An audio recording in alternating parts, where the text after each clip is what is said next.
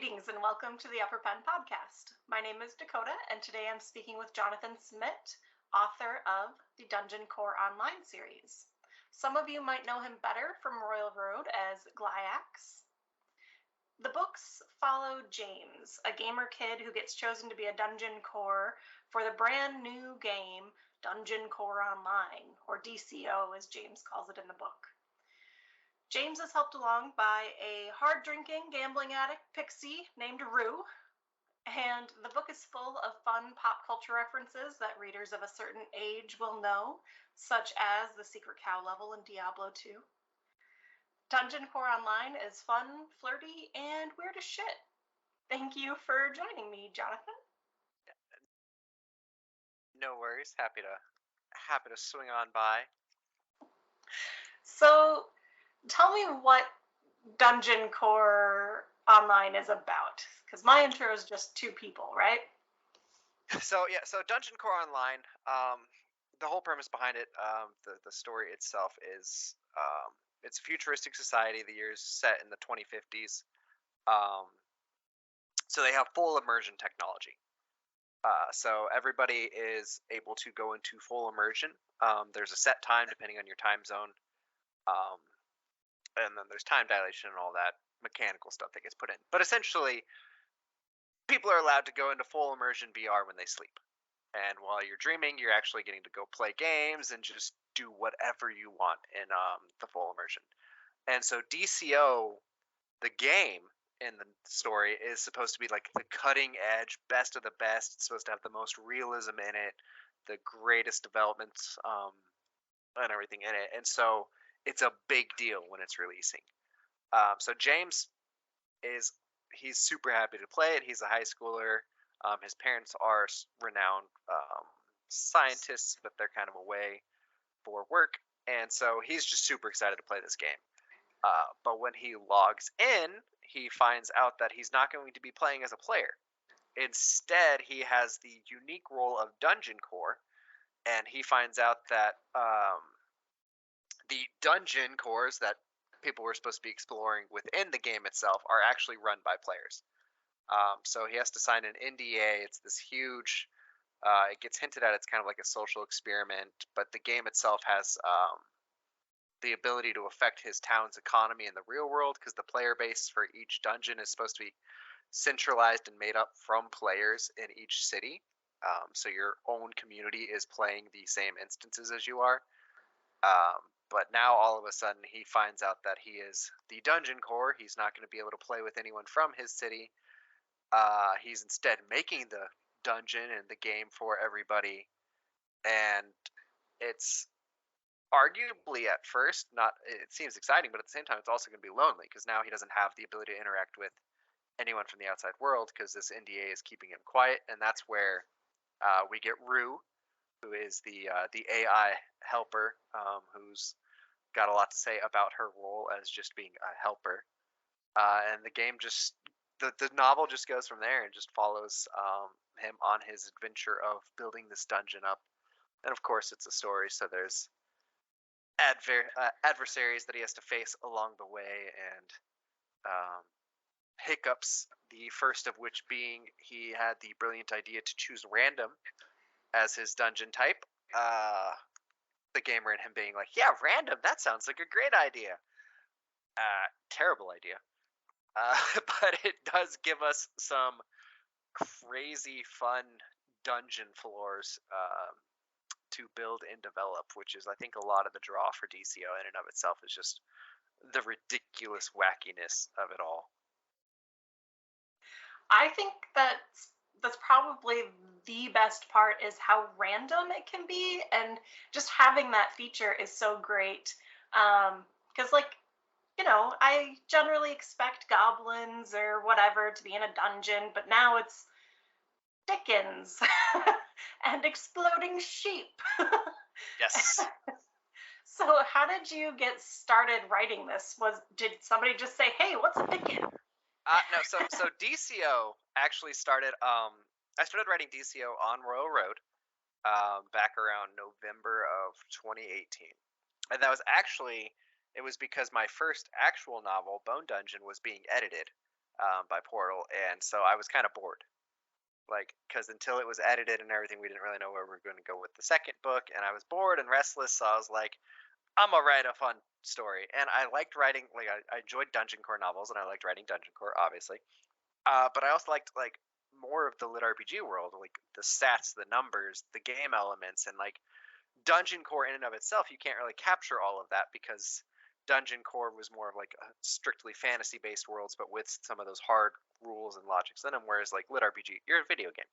So I was like, I'm gonna combine the two of these things and just see like what I can get away with. And so it was just me coming in at it like in the most ridiculous fashion that I could. I'm just like, how crazy and weird can I get with this? So I'm writing the story, and I'm a pantser. I don't outline. I don't plan things out. I just kind of write. And I remember I wrote the scene where he was summoning his first mob, and I'm like, what is it gonna be? And I'm like, I don't know. Farm animals would be kind of funny. So I have him summon a chicken, and then I went to lunch. Like, so it ends the chapter with him just summoning this chicken, like, thing, and he's just like, a chicken? What? And then I come back and I'm like, well, a chicken doesn't seem funny enough. Like, a chicken's been done, and I was like, what about a demonic chicken? And I was like, oh, demonic things would be fun. And then I'm like, and if it's a demonic chicken, what if it's a dickin? And I'm like, man, that is just a joke that's going to keep giving, isn't it? And so that is that I played hard and fast into that. And I mean, lit RPG readers in general, I'm a big Dungeons and Dragons fan. I DM, I play. And so I'm like, this is the type of gamer humor that I am here for. This is what I grew up with. Toilet jokes left and right. I have no shame. So I had the Dickens in there, and then I'm like, okay, well, if it's a demonic chicken, then it's demonic farm animals. And I was like, what am I supposed to do from there? I was like, well, kamikaze sheep sounds like a good idea. And then yeah, we went. I just continued down that crazy rabbit hole. We had scapegoats, which was just a hilarious name for a tank mob. Swiners, because nothing like the screaming cry of a bipedal pig that gives you swine flu. And then mad cows, because mad cows. But yeah, it was literally me just goofing off and having fun with it. And then as I went on, like every time I hit a floor, I'd actually for Dungeon Core Online, I actually would hold polls on my Patreon. And so I'd give people like a list of like 5 different dungeon ideas for the next floor and let people vote on them. And depending on what got voted in, well, that was the next floor. So there was a chance at one point for like sentient crazy plant mobs.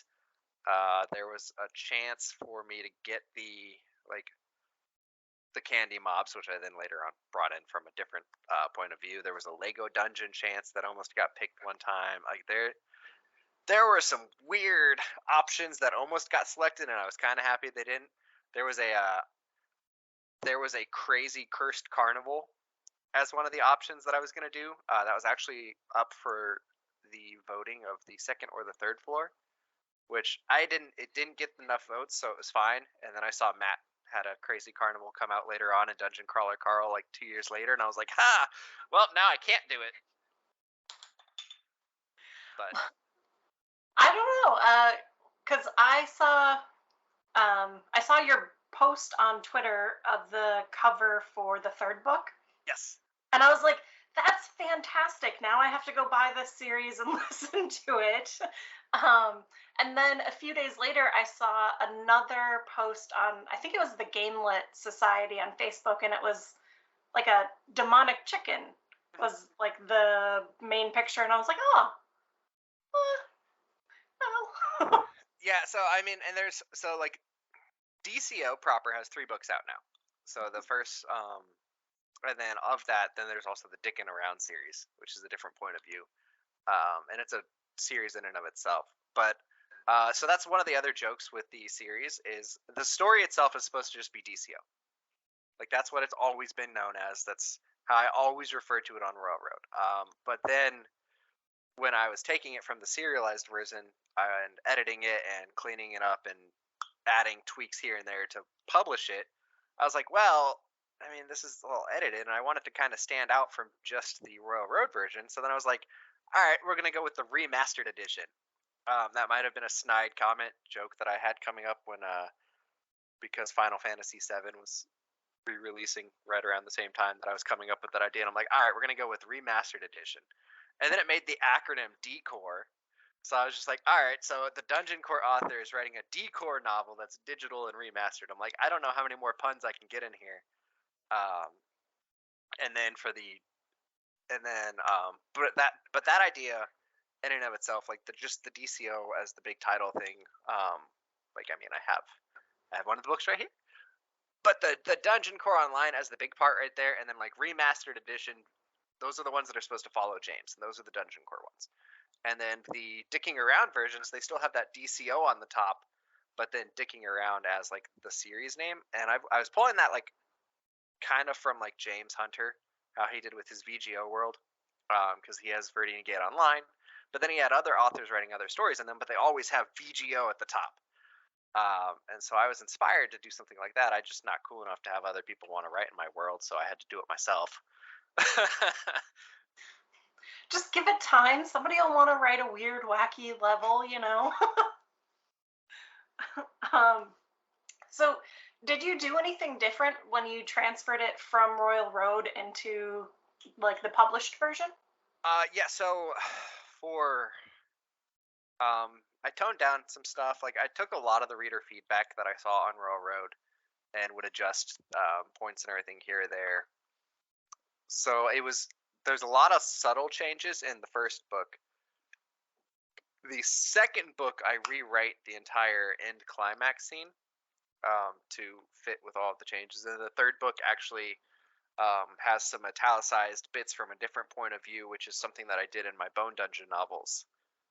To explain some stuff going on behind the scenes. So it's definitely been evolving and growing, and I've been adding these improvements and everything. So while it's still the same story and world, there are definitely not just subtle nuances here and there, but then some scenes that are completely rewritten and reworked. It also helps because, like I said, I'm a pantser. So when I was writing DCO, I had no idea where the story was going. So now that like when I was editing book 1 to be published, well, I had 300,000 more words worth of content and world building that I'd already done. So I was able to take some of that and like pull it in and better flesh out the world in the novel in the beginning. So that definitely helped. So it's not as rough as it was in that raw web serial version. It's got to be nice having that feedback pretty early on from like a wide audience. Like, no. no? Road readers are really rude. Ooh. And I mean, and there are some nice ones. There are a lot of nice ones. But as with most things in this world, the most vocal people are usually the angry ones. Oh. And so I would write 2 or 3 chapters a week when I was going. And I write short chapters. I write really short, punchy chapters. So when I'm working out these arcs or when I'm working out a plot point, it might be 10 chapters worth of content.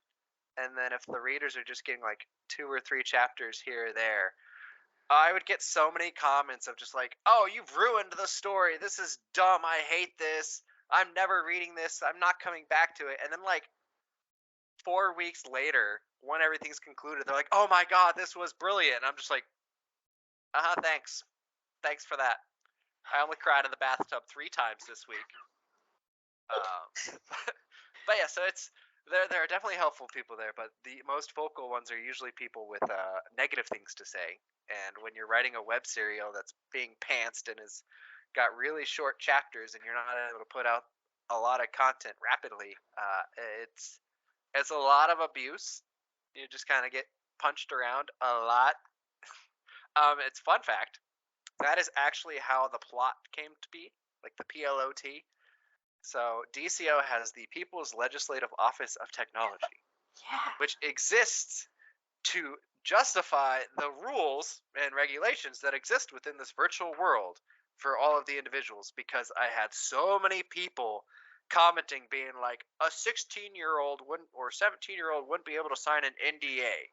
This wouldn't be able to be done in a virtual world. The government wouldn't let this happen. This legally is, and I'm just like, this is a fictional world like 30 years in the future. You don't know how the government's going to act. So I added in the plot, and I was just like, you know what? The plot says that this is how it's going to go, and so that's how it's going to go. I do appreciate that, because then you can just, like, I don't understand why people are nitpicky about things that happen in a world that you've created. Like, It's not real. Well, neither is immersive VRing that you can sleep during. I'm like, parts of it. I'm like, all right, apparently my writing's good enough that they're like, you know what, this feels kind of like it could realistically be a thing. I'm like, all right, cool, I captured that. But at the same time, I'm like, it's a work of fiction, guys. This world, even if it feels close and has parallels to our world, it's still a book. But yeah, so that was me. I can be very passive aggressive at times, and I will put things in randomly just out of spite, and so it might be petty, but it's a funny kind of petty, and I'm okay with it.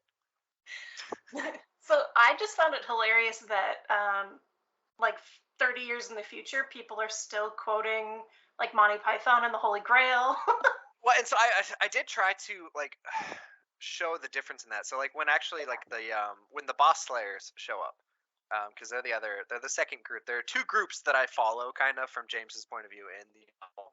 There's the Knights Who Go Knee, and that's a group of 5 hardcore gamers, and they're supposed to like be the embodiments of like my generation and like all of us that grew up with Monty Python and D&D and all of these games, like still gaming in our 60s or whatnot, because it's full immersion VR and you're able to do that. So it's just this group that's been gaming together and is best friends for years and years. And so they're using these old school jokes because it's nostalgic and it reminds them of, simpler times and all of that fun stuff. And it's like Monty Python's timeless. But then you do have characters like James. He hears these references. He's like, I have no idea what they're talking about. And then the boss slayers will come up and be like, what are they referencing? I don't know. So it's like showing that kind of new and old. Some people have called me out on that though, because a lot of the references I make are old school. Old school.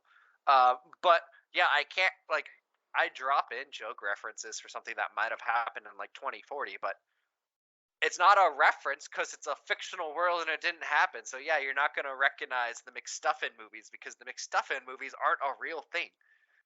So if the characters are making a call out to the McStuffin movies, then I have to explain what it is and all of that, which is Die Hard but with teddy bears because reasons.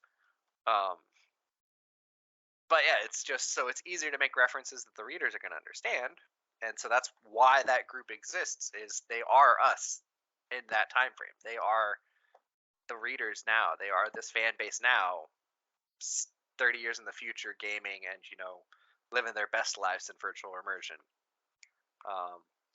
It's strange that people would be like, "Oh no!" Like nobody would know who that is, but like I definitely know Cary Grant or like people who died many years before I was born. It's just one of those things, and like people are allowed to like be nitpicky. Not everything in there's going to be in there for everybody, and that's fine. And I always say that too. Like I take no offense if people don't like the work or they're not going to like read it. Like I'm not going to come up to you and shove the book in your face and be like, you must consume this in its entirety. And then I do also try to be rather widespread with regards to what type of references I do put in, because I know there are many different types of gamers and fans and everyone out there, and I mean I have a wide experience with all sorts of different pop cultures and groups and everything. So I put a little fan service in there for everybody. We got all sorts of crazy, wacky things in there. We got the Blood Gods from Warhammer. We got Monty Python. There's a My Little Pony joke or two thrown in here. Like everything gets a little love. What I really like about how you did it too is these two groups that James follows, the Knights and the other group. Boss Slayers. Yeah, the boss. BS. Oh, yeah. I didn't realize. That shows you how much I pay attention to words and things. I'm very subtle. But like that was a great way to get us into playing like a lit RPG would normally go. Is that normal for Dungeon Core books? So it depends on I don't know what you would define as normal, but so the normal formula from like when I first started reading Dungeon Core, and I started with Dakota's Divine Dungeon series, and then I read Slime Dungeon by Falcon, and then I branched out from there. Usually it goes with you have the point of view following the dungeon core with its pixie helper, whoever. Dakota uses a wisp. Like there's whatever type of magical helper there is. So you get their point of view, and then the stories will actually switch point of views to follow a singular adventure or group that's like linked to the dungeon. So like in my Elemental Dungeon series, which is Bone Dungeon through Hallowed Bones, it follows that formula. So you get the point of view of the dungeon, and then you get the point of view of the adventurers, and it actually shows from that adventurer's point of view as they're going through, which helps you see stuff outside of the world and everything. But because of the way I was trying to do DCO and with the lit RPG aspects of it, I didn't want to switch point of views, but instead show his life as a dungeon core and then hop out of immersion and show his life in the real world as well, and all of those blending together. So you have him watching, the knights, you have him watching the boss slayers and everybody, but it's not from their point of view. So he's just seeing their shenanigans, and you still get to see, because that's where a lot of your dungeon core action comes from, usually, is adventurers interacting with the dungeon. So he sees that, and then he actually interacts with some of those characters in the real world without them knowing, obviously. And so that was that. And that's also why I have the Dicking Around series, is because it does follow the point of view of a player who James actually does know in the real life world, because it's somebody he goes to school with. But so that shows DCO from the player's point of view. So that gives all of the crunchy numbers and more of the details in depth on how to choose classes, what their stats look like, what the dungeon looked like from the first point, like, of stepping into it and all of that. So it's just this massive world. But for the actual D-Core novels, the ones following James, it's always just been James's point of view. Although in the third book, like I said, I do add some italicized points that are from a different point of view, but I won't say any more on that because spoilers. Good, because I haven't read it yet. Just give me time.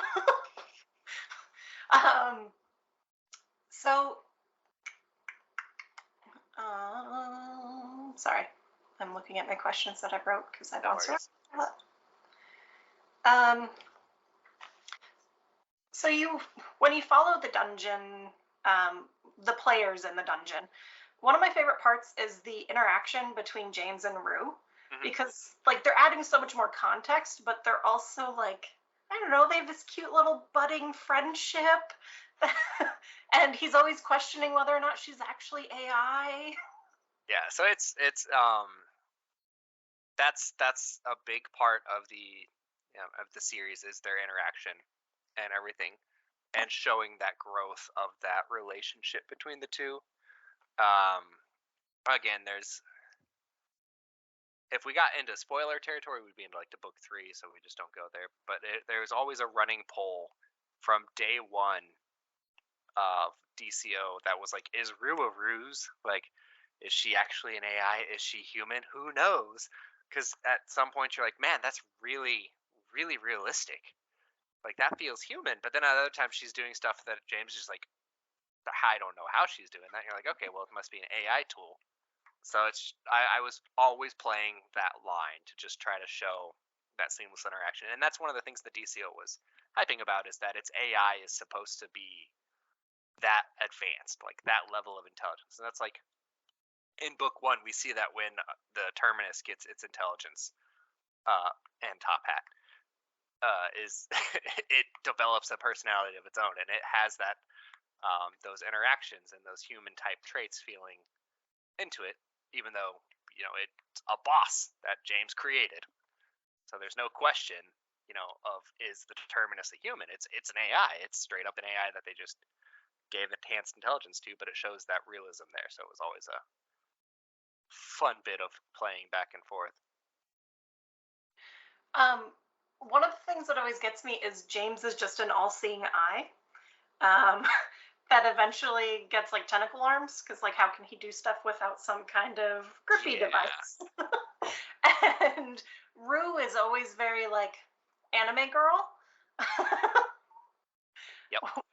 Was there a lot of like influence from your readers to be like, hey bud, just No, so part of it was me just messing with the readers. That is a part that got toned down for the book version.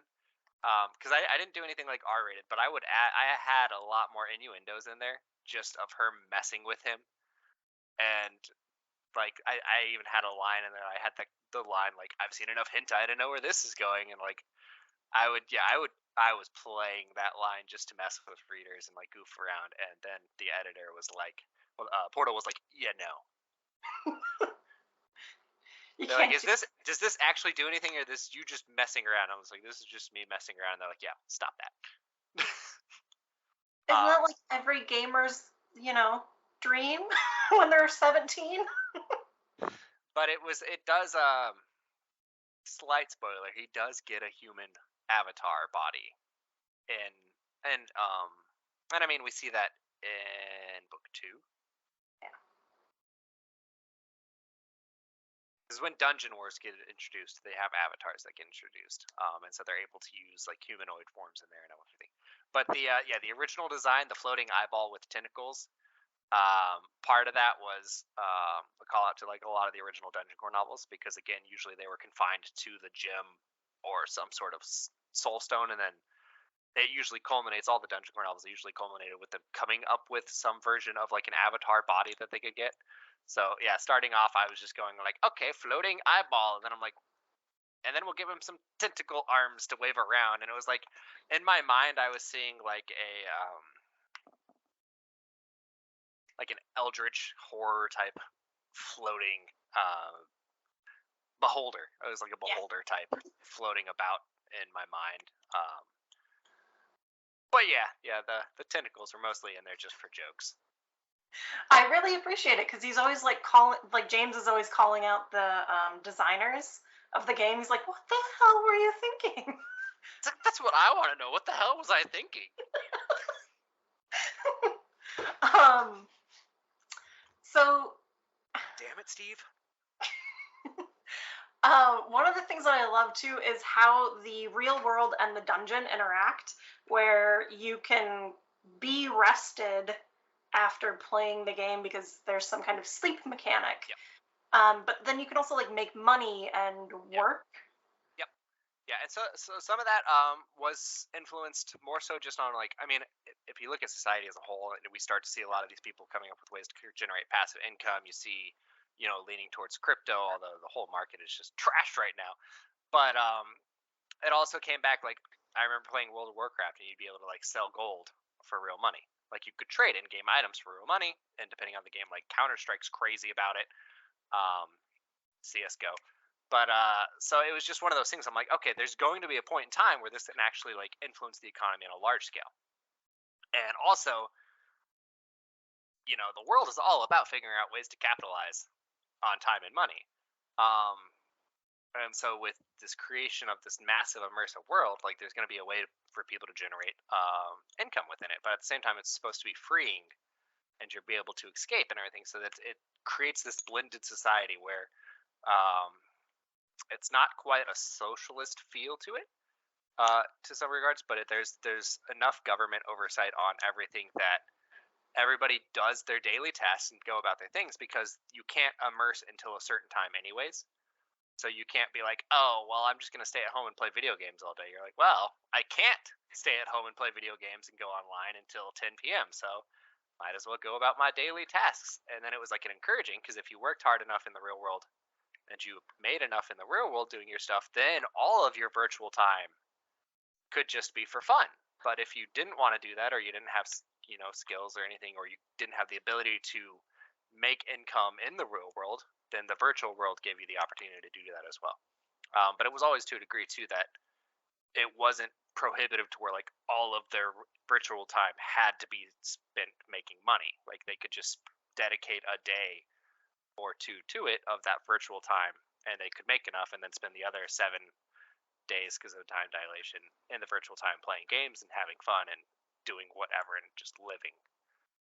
And then the concept of feeling fully rested with it was actually a concept of, it's not micronapping, it's like micro sleeping, but it's an actual thing that like Thomas Edison did, and a few other scientists from back in the day adhered to, of just these like small short rest breaks throughout the day to like break up your day and like really maximize your time and efficiency.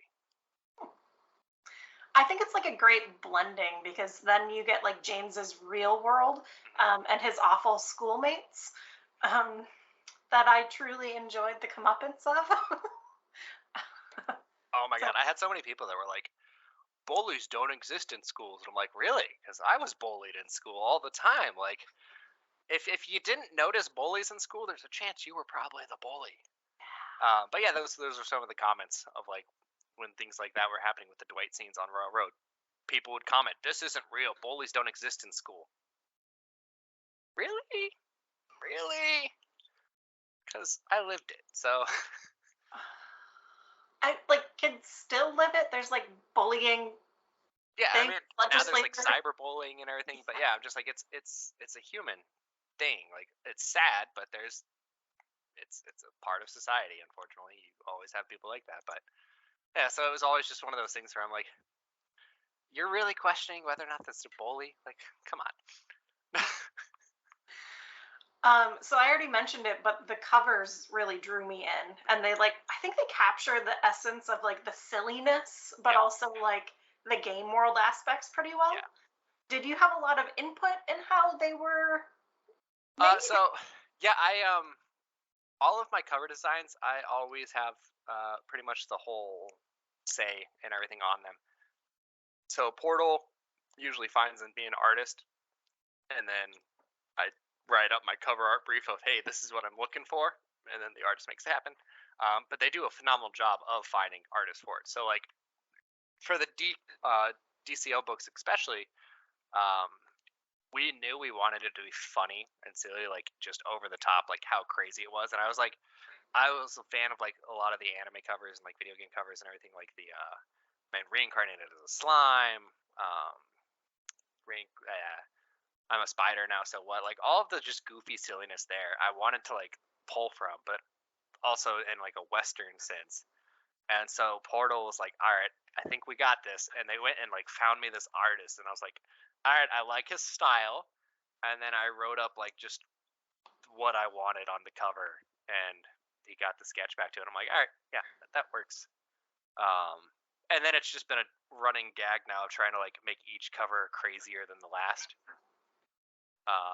while still using like scenes from the book for the covers.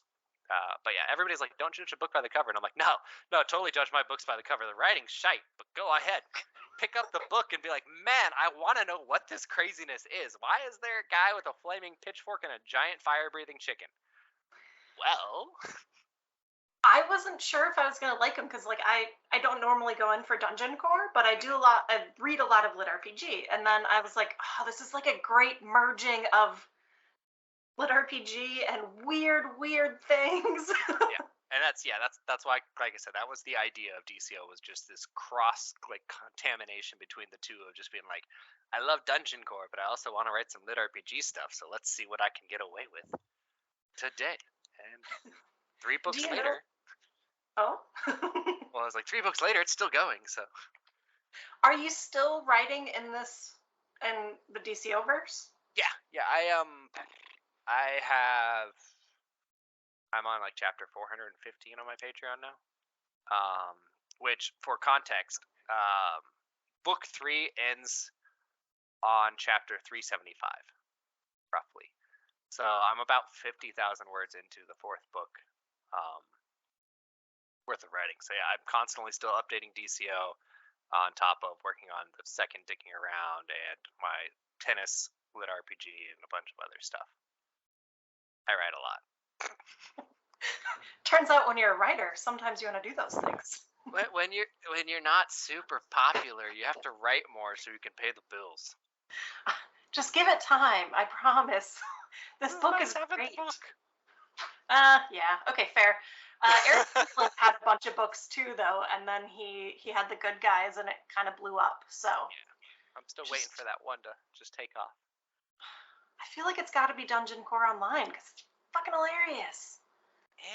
It's done well, but I mean, it's selling strong. But like ranking wise on release, Bone Dungeon hit a lot higher than DCO did. Okay.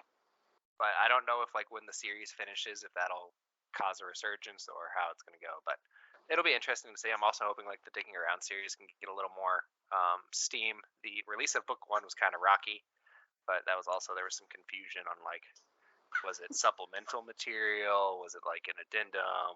Why is it like shorter? Like, what is this? So that's it. Hopefully with more books of that coming out, it'll take off. But otherwise, it is what it is. I've got more story ideas. That's exciting to hear, though, because I really enjoyed this one, and I can't wait to see what else you got. So I'm gonna go look at your other books. Sorry, there were 7. It's okay. I like writing. Like, being an author has always been like the dream job, so I'm not upset about that. It's just, it'd be nice if I could make a little more. But I think we all feel that in life, so. Generally, yeah, I think that's the consensus. It's just, yeah, writing's one of those ones that like you spend, months and months and months writing a novel, so it's like you don't have that constant just paycheck coming in, and you're like, well, I just invested 6 months of time or a year of time into this, so please do well. Yeah. Do you find that your Royal Road readers purchase the books when they're published by Portal?